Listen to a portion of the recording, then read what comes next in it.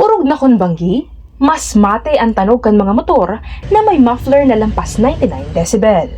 Pero wisyo ang dara sa mga residente, espesyalmente sa mga gurang asin aki, ang harurot kan mga motorsiklo na ini sa tinampo.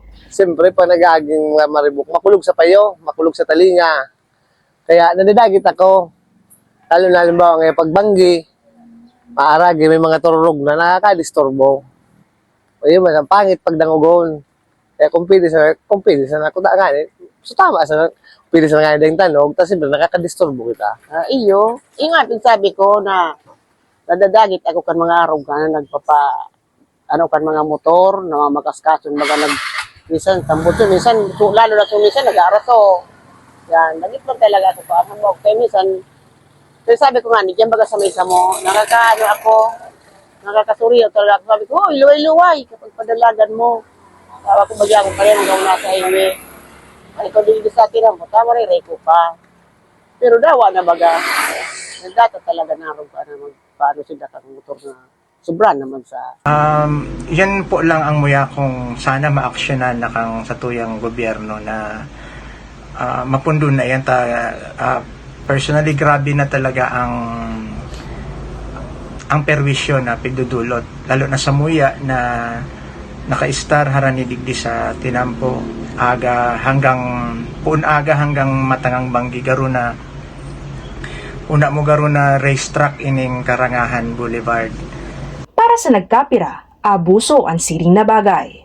Oo, ayun po, para duman sa mga motorista na sobrang sa indang mga adrenaline sa lawas ninda, ipipaluwas ninda sa indang mga mga hambog. Sana po, bako man kamo arog ta iyan. Isipon nindo kung makakaapektar ka mo sa mga tao. Katakod ka ini, ipigbubuson man ni Tabaco Councilor Ram Janco ang pag-amyendar sa Noise and Air Pollution Management Ordinance of 2011 kan syudad ning Tabaco. Kasabay digdi ang pagtugot sa muffler modification pero dai dapat maglampas sa 99 decibel ang noise limit. Susukulon ini gamit ang sound level meter mantang nag-aandar ang motorsiklo sa 2,000 hanggang 2,500 revolutions per minute. Ano po ang nakakaagdigdi? Digdi po sa ordinansa or sa tigamenta po na ordinansa, daiman po kami nagtataram na bawal kamo mag-modify. Daiman po kami nagtataram digdi na anuman na tinukala na tambotso bawal, day po kiarog kaya. Ang samuya lang po digdi, ang anuman na tambotso, regardless kung legally aftermarket yan, basta laog po siya sa 99 decibel meter, automatic po, legal po iyan sa muya. Ang mga madadakop na nagbayular sa first offense, mabayad minsan 1,000. 3,000 pesos sa second offense, as in 5,000 sa third offense, kasabay ang pagkumpiskar sa muffler o i-impound ang motorsiklo. Bawal man ang paggamit ng open pipe exhaust system na saro subuot sa nagdadara ng labi-labing ribok sa mga tinampo.